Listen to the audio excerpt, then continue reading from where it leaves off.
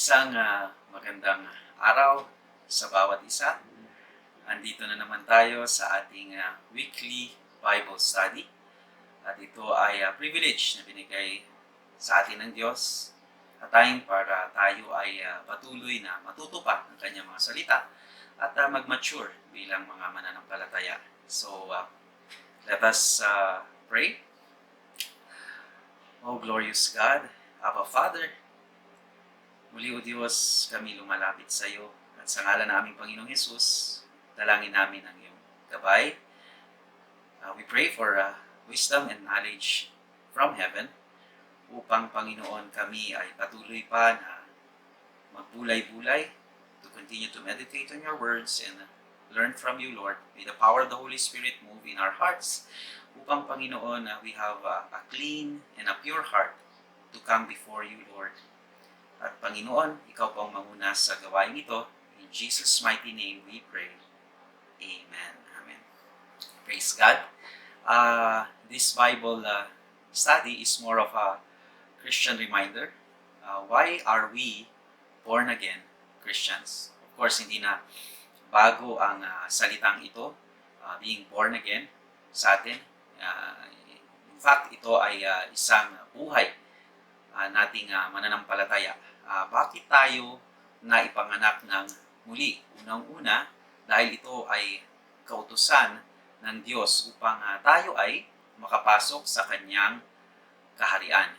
Kaya dumako tayo sa ating main text, Bible verse in John chapter 3, verses 3 to 21. Again, in John chapter 3, verses 3 to 21, I will be reading in King James Version.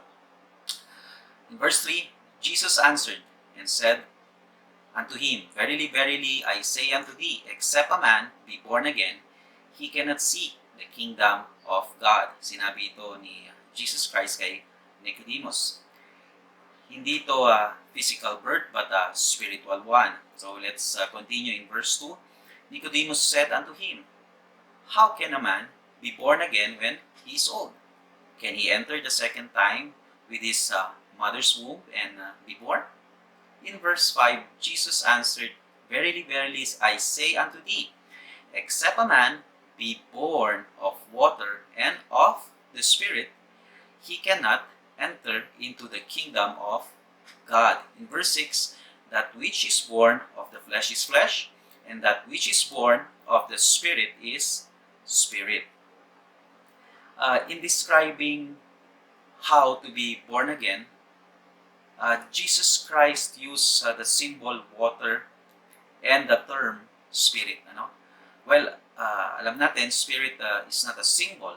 Bagamat hindi natin physical na nakikita ang espiritu, ito naman ay may buhay na ipinapakita sa ating pagkatao.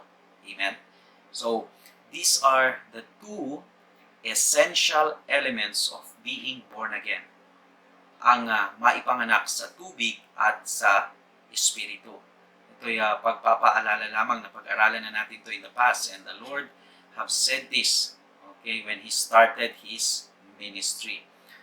So, ang water o tubig, water is a symbolizes rebirth. When the nation of Israel crossed the Red Sea, when Moses performed a miracle of dividing the sea, di ba? He performed a miracle of dividing the sea for the Israelites, to pass by at the other side, nang sila ay hinahabol ng mga Egyptians, and they have to cross on the other side, and Moses performed a miracle upang sila ay makatawid, okay, away from Egypt and entering to the way, ang daan patungo sa promised land. They have passed by still the wilderness, of course, okay? So the nation of Israel was once again born.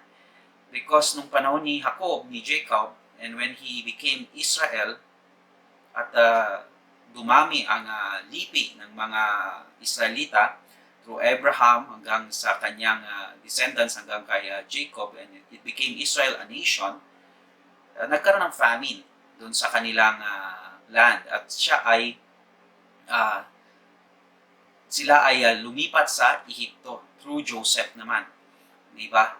At doon sila pansamantalang ilagay ng Panginoon. At sila ay dumami at ang Egypt hindi nakilala si Joseph, so sila ay inalipin. They become slave of Egypt. At once again, the Lord used Moses para sila ay palayain sa kanilang pagkaka-enslave sa Ehipto. At nung sila'y dumaan sa sea at nag-perform si Moses ng miracle, ito ay simbolo na ang bansang Israel ay muling naipanganak. A nation was once again born, though they are nation already nung nakalipas. Amen? So, even Elisha performed the miracle of dividing the Jordan River.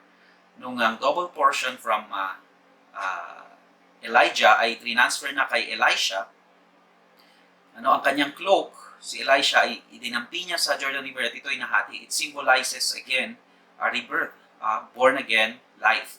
So water is so essential sa ating buhay, pagiging born again Christian. Okay? John the Baptist baptized in water, where Apostle Paul explained that it symbolizes our death to our old self and we rise from the water. We are resurrected, a sort of being born once again, a rebirth or a new creation or a new individual, pagkatao sa atin.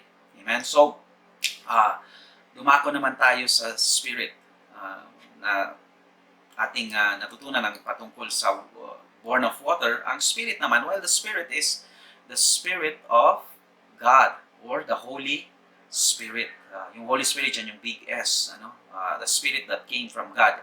At tayo ay nababahaginan ng Spirito na to, a renewed right spirit in us if the Lord called us and put His Spirit unto us. Ang sabi niya nga sa kanyang salita, the Spirit of God enters within us and have its way in our life. Na ngayon, siya na ang may pagkilos sa ating buhay.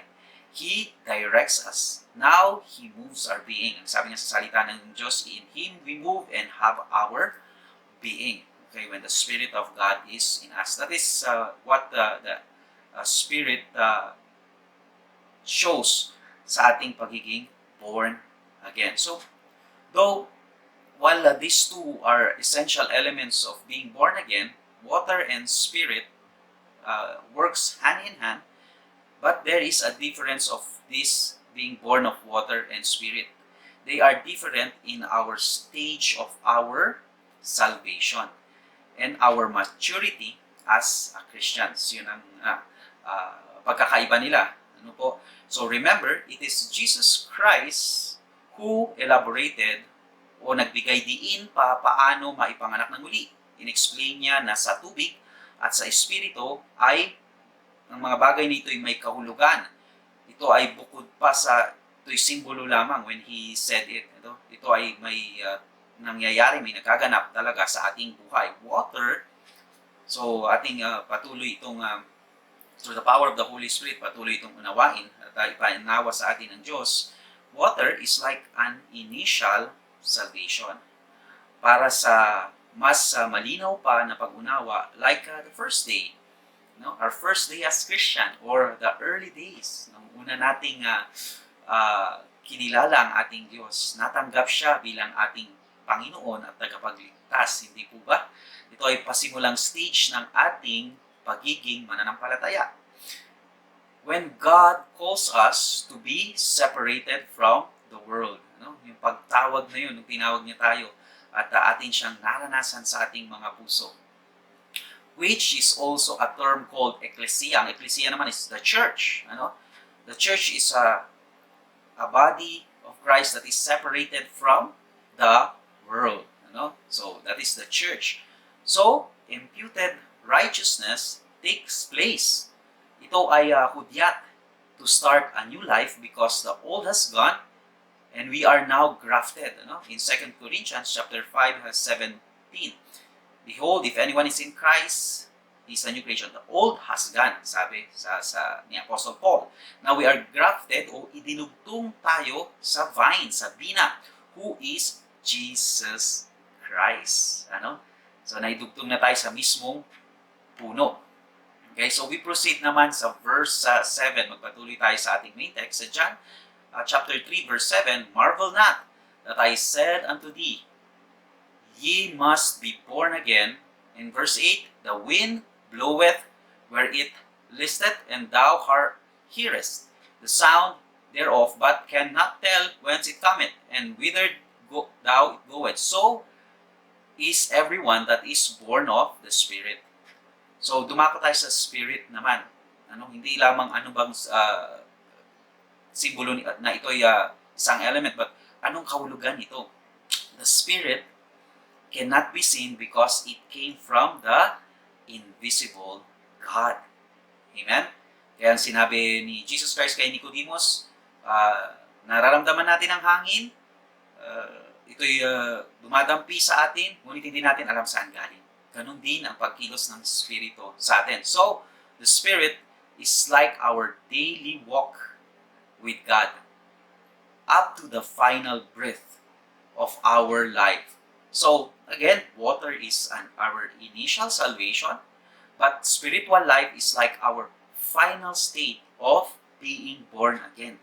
Ito dapat ang patuloy na nakikita sa atin hanggang sa huling kahinga, ating hininga. Amen?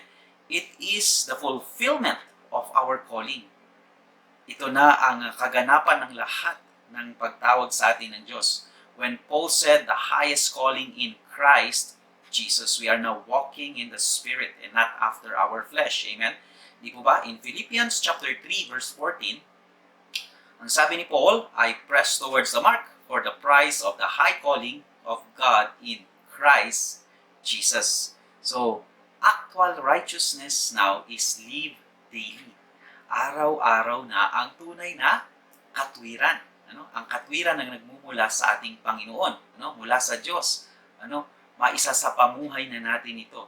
So we are being or becoming like the image or the likeness of our Lord Jesus Christ.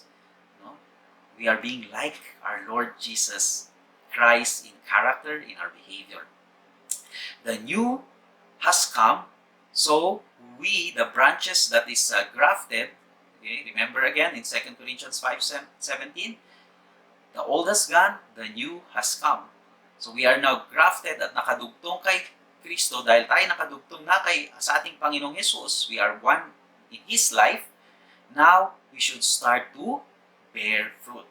Kasi napaka-importante na ang puno ay nagbubunga. Diba? Anong halaga ng puno kung wala itong bunga? Remember, in the book of Revelation, in the last chapters, okay, in the book of Revelation, mababasa natin doon, dinescribe ni Apostle John about where there is a vision of a tree that bears fruit.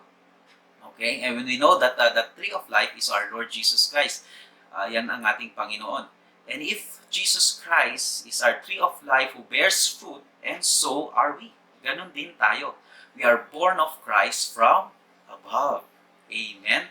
So, ang sabi doon sa book of Revelations, sa huling chapter nga, that whoever eats from that fruit, sa puno na yon, sa bunga ng puno na yon, have an eternal life. Amen? Sino mang nakakain ng bunga na yon. Kaya, Christ is our eternal life, of course. Again, as a reminder, as a being born again Christian. At magpatuloy tayo na ngayon sa verse 9. Nicodemus answered, said unto him, how can these things be? Jesus answered in verse 10, and said unto him, thou art a master of Israel, and knowest not these things? Ikaw ay dakila sa mga Hudyo, ngunit hindi mo alam ang mga bagay na ito. In verse 11, verily, verily, I say unto thee, we speak that we do know, and testify that we have seen, and we receive not our witness. Kasi gano'n ang mga Hudyo, sinasabi nila na alam nila ang patungkol sa Diyos, ngunit hindi ito nila na isa pamuhay. In verse 12, I have told you earthly things, and believe not. How shall ye believe if I tell you heavenly things? In verse 13, and no man had ascended up to heaven, but he that came down from heaven, even the Son of Man, which is in heaven. In verse 14, and as Moses lifted up the serpent in the wilderness, even so must the Son of Man be lifted up. In verse 15, that whosoever believeth in him should not perish, but have eternal life. At ngayon, dumako tayo sa verse 16. This is a very popular verse kung tayo ay nag-share ng gospel, nag-share ng Word of God, at ito ang ating sinasabi na good news sa sangkatauhan. Kaya nga ito naging popular. For God so loved the world that He gave His only begotten Son, that whoever believeth in Him should not perish, but have everlasting life. So, mga kapatid, being born of water is when we testify to the world that we believe. Again, if we will try to pag ating tatandaan o ating babalik, tanawin ang ating paano tayo na ipanganak ng muli, ito we testify to the world that we believe. Sinabi natin, binanggit natin sa ating mga bibig na tayo ay naniniwala o nananampalataya in Jesus Christ. So by the faith, by His faith, so that it also will be our faith. It becomes our faith of how we believe in our Lord Jesus Christ. That is why, kaya gaya nga ng aside from we confess that we believe, nung tayo ay nanalangin, tinanggap natin siya bilang ating Panginoon at tagapagligtas, bukod pa doon, doon din sa nag-undergo ng water baptism, we have done it, all of which, ang mga bagay na yon ay ginawa natin publicly. Isinapubliko natin ang ating pagdeklara, ang ating pagsabi ng ating pananampalataya, ng ating paniniwala sa ating Panginoong Jesus. Gayon din ang water baptism. So, we believe in the begotten Son. That is, being born of the water. So, tumako tayo muli naman in spirit. In verse 17, for God sent not His Son into the world to condemn the world, but that the world through Him might be saved. Verse 18, he that believeth on Him is not condemned, but he that believeth not is condemned already, because he had not believed in the name of the begotten Son of God. And when we are born of the Spirit, our righteous deeds, which is Christ's righteousness, manifests in our lives. Yun ang pinapaunawa sa atin ng ating Panginoong Jesus. Kung tayo'y naniwala at tayo'y nananampalataya, ngayon tayo'y naipanganak ng muli sa Spirito, in Spirit naman, so our righteous deeds, which is the righteousness of Christ, nagmamanifest, nakikita na ito sa ating mga buhay, mga kapatid. So, as we go on in verse 19, but men love darkness, you see here, and this is the condemnation, that light is come into the world, Jesus Christ came into the world, and men love darkness rather than the light. Ang mga tao ay mas mahal pa rin ang mundo instead ng ating Panginoong Jesus because their deeds were evil. Kapag talaga ang gawa natin ay mga masasamang gawa, ay tayo'y nasa darkness, tayo'y nasa mundo.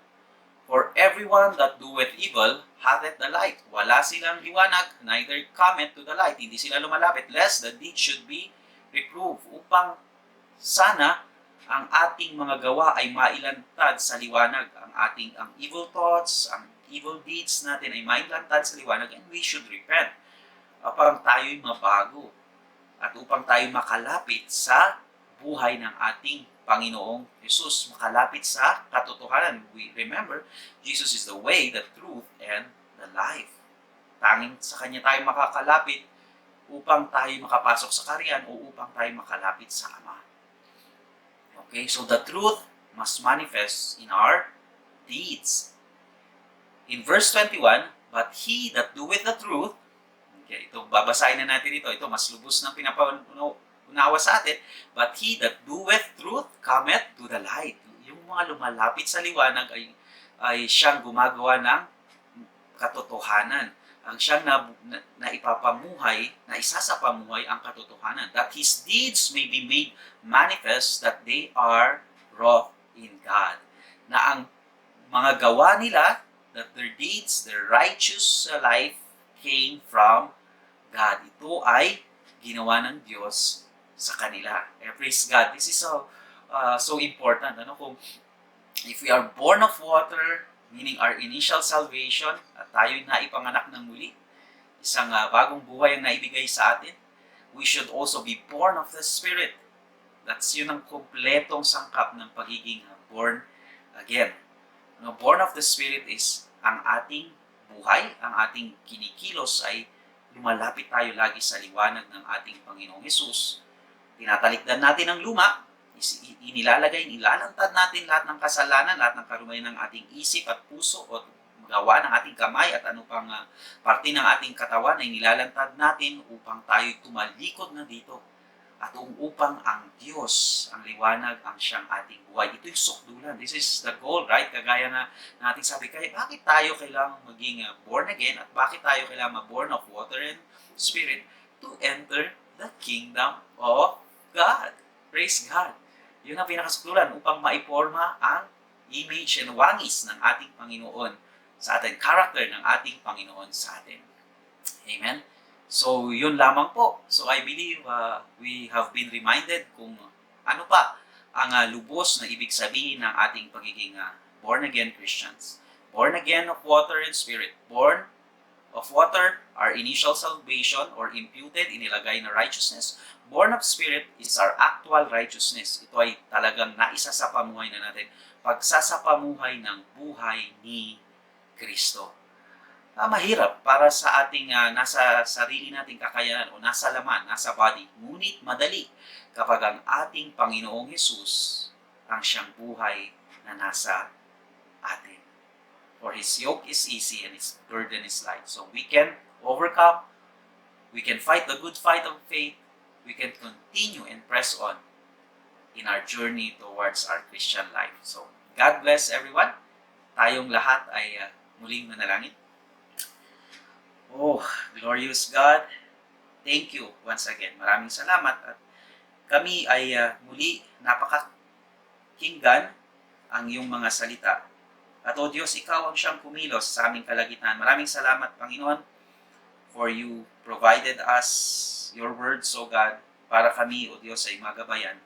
At O Diyos, patuloy namin ipinapanalangin ang aming mga kapatid, mga kapatiran, sa pagkakataong ito, anuman ang kanilang sitwasyon o kalalagayan, whether in much, madami man, or in less, kaunti man, at whether they are in joy or in suffering, ang tanging panalangin namin, O Diyos, ay patuloy ka nilang makatagpuan, patuloy ka naming makatagpuan bilang mananampalataya at bilang naipanganak na muli sa araw na Ikaw ay aming nakilala magpakangga ngayon, O Diyos, dalangin namin that consistently ito ay magpatuloy sa aming mga buhay, that we will be born of water and Spirit, and your Spirit will continue to move us, direct us in your perfect will.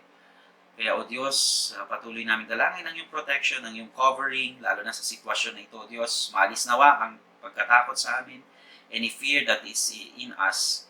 And Lord, we just want to give you the highest honor and praise, and we glorify you in your most holy name, our Lord Jesus Christ.